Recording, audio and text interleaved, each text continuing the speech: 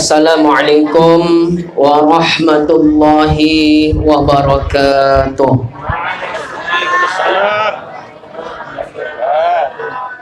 Bismillahirrahmanirrahim. Alhamdulillahi rabbil alamin. Allahumma salli wa sallim wa barik ala sayyidina Muhammadin wa ala alihi wa ashabihi ajma'in. Subhanaka la ilma lana illa ma 'allamtana innaka antal alimul hakim. Rabbi shrah li sadri wa yassir li amri wahlul 'uqdatam min lisani yafqahu qawli. Allahumma rzuqna fahman nabiyyin wa hifdzal mursalin wa ilhamal malaikatil muqarrabin birahmatika ya arhamar rahimin wa la haula wa la quwwata illa billahil aliyyil azim. Alhamdulillah, segala puji dan syukur kehadirat Allah Subhanahu wa taala yang telah memberikan nikmat kesehatan dan kesempatan kepada kita semua sehingga kita dapat berkumpul di majelis ini untuk mengadakan maulid sekaligus tabligh akbar dengan tetamu mulia kita Al-Habib Ahmad bin Idrus Al-Madihits beserta Al-Habib Husain bin Fikri Syahab, kemudian para habaib-habaib yang lainnya. Salawat dan salam tidak lupa pula kita hadiahkan kepada junjungan kita baginda Nabi Muhammad sallallahu alaihi wasallam. Allahumma sholli wa sallim alaihi. Mudah-mudahan dengan banyaknya kita bersalawat kepada beliau, kita ini merupakan salah satu di antara umatnya yang mendapatkan syafaat di hari akhir kelak. Amin ya rabbal alamin. Yang sama-sama kita muliakan dan kita hormati tamu mulia kita Al-Habib Ahmad bin Idrus Al-Madihits beserta abah beliau, kemudian beserta adik beliau yang baca qasidah dengan tim hadrah itu adik dari Habib Ahmad, yaitu Habib Husain Al-Madihits. Dan yang di sebelah kanan saya yang sudah tidak asing lagi yaitu Al-Habib Husain bin Fikri Syahab dan para tamu-tamu lainnya. Kemudian yang saya hormati dan muliakan tuan-tuan guru, para ustadz, ustazah, bapak ibu, hadirin wal hadirat rahimakumullah. Alhamdulillah, malam hari ini adalah malam perdana di daerah kita Kuala Tanjung, ya, atau secara umum Kuala Tanjung. Ini apa nama kampung saya? Pematang Kuing dan sekitarnya, ya, diadakannya maulid. Walau ini belum masuk bulan maulid, tapi yang kita baca tadi itu adalah rawi-rawi maulid, ya. Tapi belum masuk bulan maulid, Ustadz. Kenapa baca maulid? Kalau bisa pun tiap hari kita baca maulid, ya, bukan setahun sekali. Alhamdulillah di sini kalau acara maulid, ya, saya perhatikan dari almarhum tuan guru kita dulu, Al-Fadil Al-Ustadz Haji Muhammad Hafiz Yazid, Allahu yarham, ya, ceramah maulid atau Isra Mi'raj judulnya ngaji. Nah, ini baru mantap, bukan sekedar untuk lucu-lucu. Selalu beliau pesan kepada kita semua, kalau maulid Isra Mi'raj mau lucu-lucu jangan undang ustadz, tapi undang pelawak, kata beliau. Ingat kan ya? Nah, itu saya mengingatkan kembali. Jadi ini bukan sekadar ceramah maulid, sekaligus satu paket dibacakan rawi maulid. Mudah-mudahan malam ini pembuka di kampung kita ini dan sekitarnya akan terus diadakan yang namanya pembacaan-pembacaan maulid semisal ini. Itu harapan saya. Ya, saya dan kami khususnya para habaib datang kemari untuk mengenalkan kepada kita ini adalah maulid. Ya, ini yang dibaca adalah rawi-rawi maulid supaya kita terbiasa. Mungkin asing bagi kita, apalagi tadi ada berdiri-berdiri mahalul qiyam. Nanti akan kita jelaskan. Sebetulnya bukan memperkenalkan, saya yakin dan jamin, ya, Syekh Zain pasti sudah memperkenalkan kepada kita. Ya, kenapa? Karena amalan beliau, wirid beliau Rotibul Haddad. Ya, Rotib Al-Haddad. Nah, ini rotibnya yang menyusun adalah Habib Al-Habib Abdullah bin Muhammad bin Alawi Al-Haddad Al-Hadrami Asy-Syafi'i radhiyallahu anhu. Pasti beliau memperkenalkan kepada kita di sini rawi-rawi maulid. Ya, sebetulnya kita hampir setiap minggu itu baca maulid, khususnya kalau ada hajatan-hajatan. Maulid yang kita baca adalah Maulid Al-Barjanzi. Ya, yang kita baca di sini. Tapi mungkin kita kurang paham itu. Ya, cemana Maulid Al-Barjanzi? Al-jannatu wa na'imuha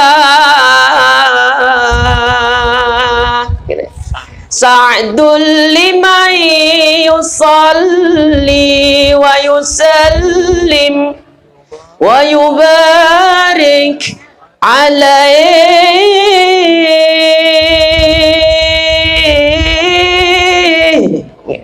Khas Melayu, batu bara. Ya. Kalau yang kita baca tadi namanya Maulid Diyaul Lami. Ya, sebetulnya kita udah maulid tiap minggu, tapi kita nggak tahu kalau itu adalah maulid. Dan itu memang sudah diajarkan oleh guru-guru kita, mufti-mufti kita dulu. Ya, wabil khusus mufti-mufti dari kerajaan Delhi terdahulu. Ya, mereka belajar lama di Mekah. Ya, pulang dari Mekah seperti Sezen. Beliau lama ngaji di Mekah, pasti ngamalkan maulid. Karena rotib beliau Rotibul Haddad. Kemarin kita ziarah, udah kita kenalkan kembali. Warga kampung sekitar sini harus tiap maghrib atau ba'dal isya di rumah-rumah mereka menghidupkan kembali yang namanya Rotib Al-Haddad. Mungkin sudah ada yang mengamalkannya. Saya yang lupa pula, saya janji nak bawa fotokopiannya. Karena tak diingatkan Ustadz Isa dan lainnya, lupa saya. Ya, insya Allah nanti kalau taklim ya kita akan bawa fotokopinya. Nah, baik. Yang kita baca tadi adalah rawi maulid. Tadi kita sama-sama menyaksikan, kita lihat, itulah teknis cara pembacaan maulid. Penuh khidmat, penuh khusyuk, yang isinya di dalamnya penuh solawat, sanjungan kepada baginda Nabi Muhammad Sallallahu Alaihi Wasallam. Dan ada satu yang menarik perhatian kita, ya. Kenapa pula ini ada berdiri-berdiri pula? Ya, itu istilahnya namanya adalah mahalul qiyam. Ya, namanya adalah mahalul qiyam. Ya. Di Maulid Al-Barjanzi itu juga ada mahalul qiyamnya. Cuma biasa yang kita baca dalam hajatan-hajatan itu tak sampai pula mahalul qiyam.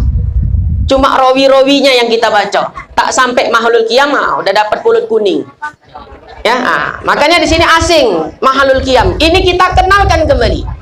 Mudah-mudahan kehadiran beliau-beliau ini membawa berkah untuk kampung kita dan sekitar daripada kita semua. Ya, mudah-mudahan tiap kita datang ada acara sini kita baca maulid seperti ini. Ya, bukan hanya di bulan maulid saja. Nah, itu tadi namanya mahalul qiyam, yaitu orang-orang bangkit berdiri di sebuah majelis solawat, majelis maulid. Itu tadi namanya majelis solawat atau majelis maulid kita ini. Ya, ketika mereka mendengar pembacaan kisah-kisah yang menceritakan tentang detik-detik kelahiran Rasulullah Sallallahu Alaihi Wasallam.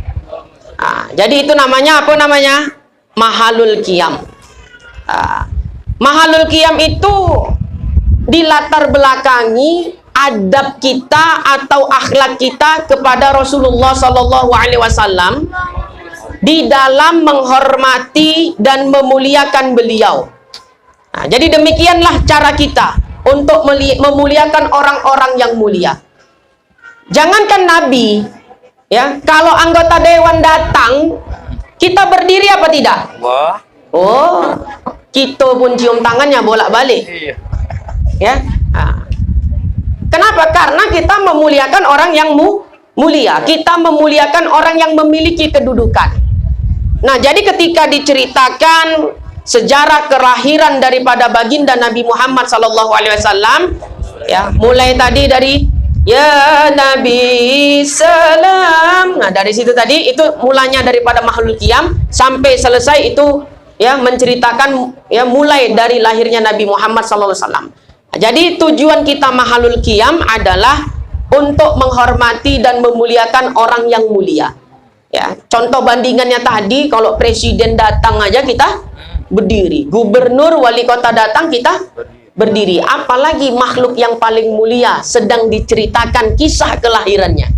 Maka kita mesti juga untuk ya berdiri sebagai bentuk menghormati dan memuliakan baginda Nabi Muhammad SAW. Ya, nah, jadi namanya mahalul qiyam supaya nggak asing. Pokoknya kalau dibaca maulid itu ada mahalul qiyam. Nah, di sini karena yang ceramah 3, saya sebentar aja 15 menit atau 20 menit saja. Nanti kita puas masing-masing, kita minta 2 jam. Ya, Habib Ahmad 2 jam, Habib Hussein 2 jam. Ya, insya Allah sampai subuh kita tahan kita orang Bib. Insya Allah ya. Nah, baik. Di dalam kitab Syarah Sahih Muslim, Al-Imam Muhyiddin Abi Zakaria Yahya bin Syaraf An-Nawawi Ad-Dimaski Asy-Syafi'i rahimahullah, beliau mengatakan, al-qiyamu lil qadimi min ahlil fadl mustahab. Berdiri untuk menyambut kedatangan orang yang mempunyai keutamaan adalah perkara yang disunnahkan atau perkara yang dianjurkan. Ya, kalau Wahabi nggak mau itu syirik katanya. Ya, sini insya Allah nggak ada Wahabi ya. Kemudian beliau mengatakan waqad ja'at fihi ahadisu walam yasiha fin nahyi anhu syai'. Ya, beliau mengatakan karena ada beberapa hadis yang menerangkan ya tentang hal itu. Artinya ada hadis-hadis yang menganjurkan kita untuk ya berdiri menghormati orang-orang yang memiliki kemuliaan, dan tidak ditemukan dalil yang sahih melarangnya. Jadi nggak ada dalil yang melarangnya. Kalau ada yang mengatakan nggak boleh berdiri-berdiri gitu, itu nggak benar itu. Nggak ada dalil yang melarangnya. Nah, oleh sebab itu, ya kalau kita lagi duduk-duduk, ya datang guru kita, datang masyayikh, datang orang soleh, datang habaib, kita berdiri. Ya, sebagai apa? Bentuk memuliakan mereka. Demikian pun ketika dibacakan ya sejarah kelahiran Nabi, kita juga berdiri. Namanya mahalul qiyam. Jadi nanti jangan sampai rumah nanya-nanya lagi. Ya tadi solawat tadi apa pula ada berdiri-berdiri? Apa pula itu namanya? Namanya adalah mahalul qiyam. Nah, kemudian asing juga di telinga kita menabuh rebana di masjid. Ini masih mending di luar masjid. Ya, biasa bahkan di dalam masjid. Tak sedikit orang yang menganggap itu haram. Ya, menabuh rebana di dalam masjid. Ini di dalam atau di luar nih? Di luar, tak ada masalah. Ya. Bagaimana hukum tentang menabuh rebana di dalam masjid atau sejenisnya semisal musola? Dalam hal ini memang ada 2 pendapat ulama. Ya, terdapat 2 pendapat. Pendapat yang pertama menyatakan bahwa menabuh atau memainkan rebana di dalam masjid pada acara-acara tertentu seperti acara pernikahan atau acara-acara maulid semisal ini, hukumnya adalah mubah. Mubah artinya apa? Boleh. Boleh. Mana dalilnya, Ustaz? Dalilnya hadis riwayat Imam At-Tirmizi dalam kitab beliau Sunan At-Tirmizi, hadis nomor 1089. Nabi SAW bersabda, "A'linu hazan nikaha waja'aluhu fil masajidi wadribu alaihi biddufufi," kata Nabi. Umumkanlah pernikahan dan lakukanlah di masjid, dan ramaikanlah dengan memukul duf. Ya, duf itu artinya rebana ini, ya, rebana. Nah, jadi hadis tersebut riwayat Imam At-Tirmizi, hadis nomor 1089. Terkait hadis ini, Asy-Syaikh Ibnu Hajar Al-Haytami Asy-Syafi'i, beliau mengomentari di dalam kitab beliau Al-Fatawi Al-Fiqhiyah Al-Kubra. Beliau mengatakan bahwasanya hadis tersebut mengisyaratkan kebolehan menabuh rebana di dalam masjid, ya, walau untuk acara pernikahan. Karena anjuran Nabi, wa'linu hazan nikah, umumkanlah pernikahan ini, waja'aluhu fil masajid, lakukanlah di dalam masjid, wadribu alaihi biddufuf, ya, dan ramaikanlah dengan memukul duf, rebana. Dalam acara apa Nabi memerintahkan memukul rebana di masjid? Pernikahan. Pernikahan aja boleh. Ya, apalagi yang majelis di dalamnya terdapat solawat, terdapat zikir, pujian-pujian, sanjungan kepada baginda Nabi Muhammad SAW, maka dibolehkan juga. Dikiaskan kepada menabuh rebana di dalam masjid untuk acara pernikahan. Jadi acara pernikahan aja dibolehkan Nabi. Kan gitu kan hadisnya? Ya. Wadribu alaihi bidufuf, kata Nabi.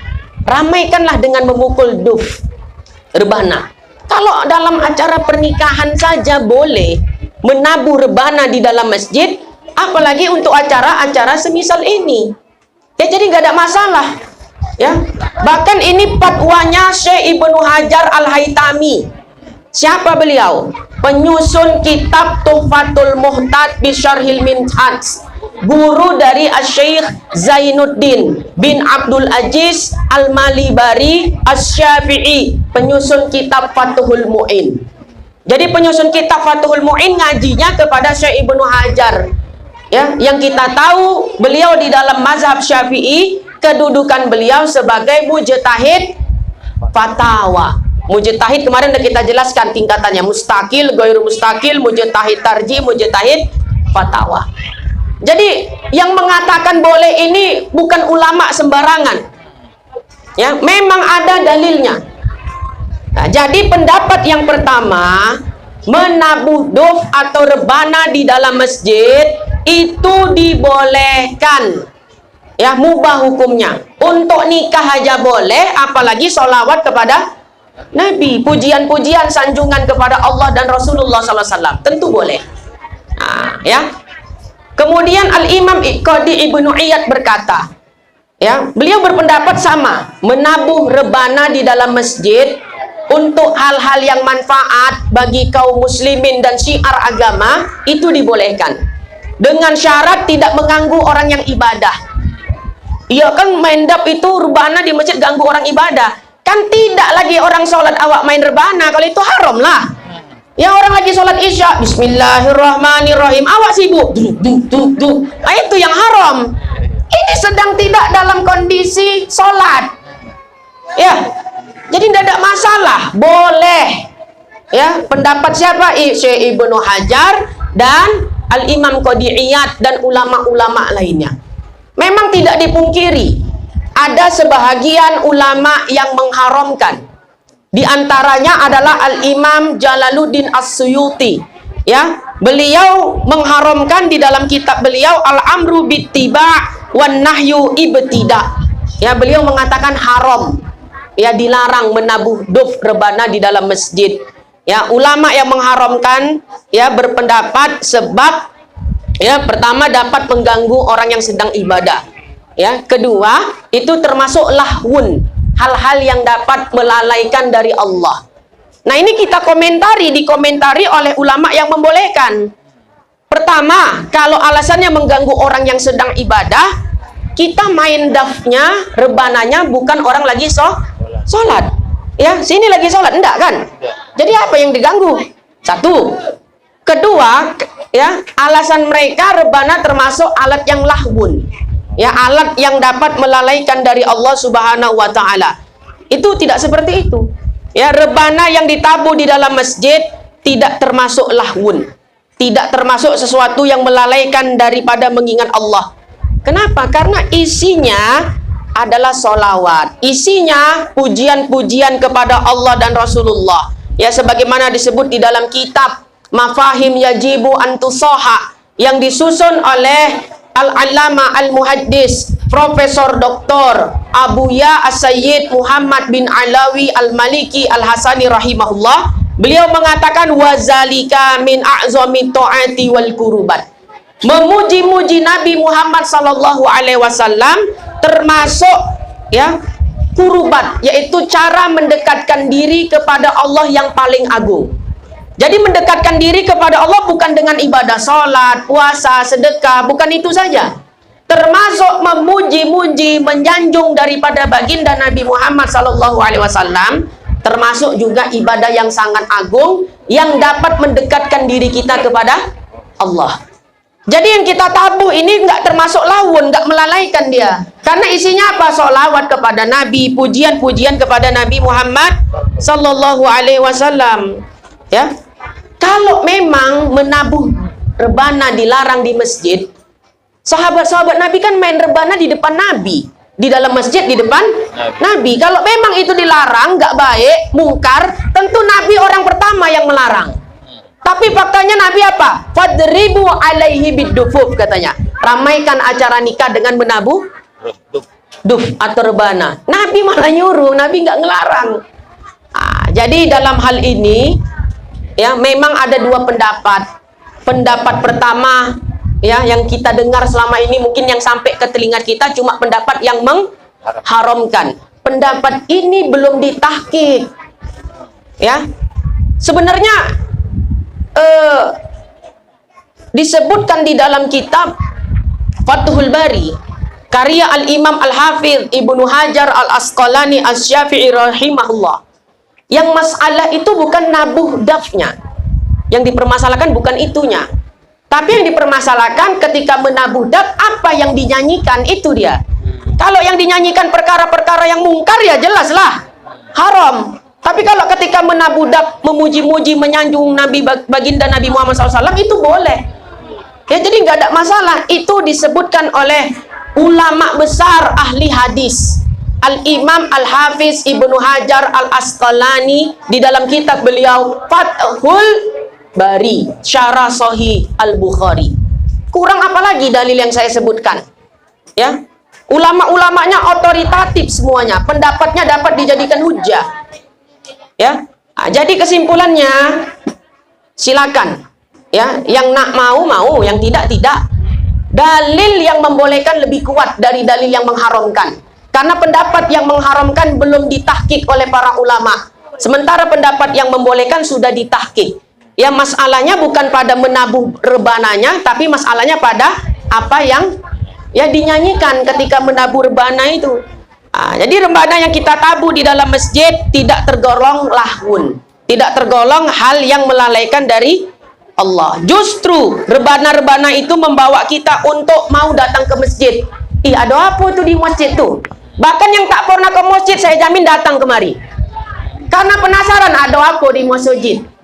Wah, sodok nih. Ya. Asyik dia, nikmat, syahdu ketika mendengarkan sholawat kepada Nabi. Saya jamin yang jarang-jarang datang ke masjid gara-gara dengar ya ada rebana ditabuh di masjid, ada sholawat, datang dia. Pertama-tama cuma penasaran, apa kok joang tuh? Ya, pertama-tama, lama-lama sodok juga, akhirnya duduk juga di majelis sholawat. Ya, ini ya, jadi nggak lahun, tidak melalaikan. Justru ya mereka datang ke masjid, mereka ikut berzikir, bersolawat kepada Nabi, akhirnya mereka lupa dengan lagu-lagu yang haram-haram tersebut. Ya, saya jamin Bapak Ibu hadirin semuanya, kalau sering di kampung kita sering dibaca rawi-rawi maulid ini, anak-anak nyanyi nggak sakitnya tuh di sini lagi. Ya, tapi berubah. Ya Nabi, ya, berubah nanti. Coba kalau nggak percaya. Ya, Ustadz Isa sering-sering buat di sini seminggu sekali. Ya, insya Allah santri-santri yang dari sini, mondok di pondok kita itu tiap minggu memang ada maulid. Mudah-mudahan tamat mereka nanti bisa bawa maulid di sini. Ya, berubah nanti tabiat anak-anak.